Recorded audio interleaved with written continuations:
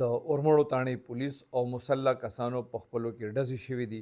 په دې ډزو کې پولیس دوه کسان چې کوم دي هغه په زخمی حالت کې گرفتار کړي دي. د پولیس وینا دا ده کوم چې دي د دوه زخمیان نیولي دي هغه شماران دي.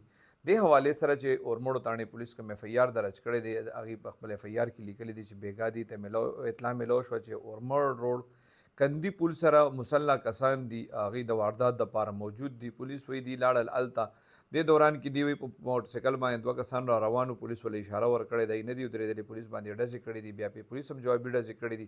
پولیس وایي دا ډزې تقریبا 20 منټه جاري وي د دواړو طرفونه. دوی وایي چې کله ډزې بندې شوې او دوی دغلته سرچ وکړو نو دوه کسان په زخمی حالت کې پراته وو. د یو اسرار نوم د یو فیضان نوم.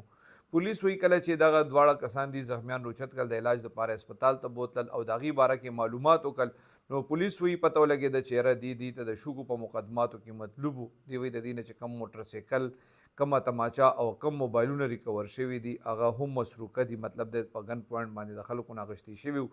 پولیس وایي دې نه مزید تفتیش روان دی.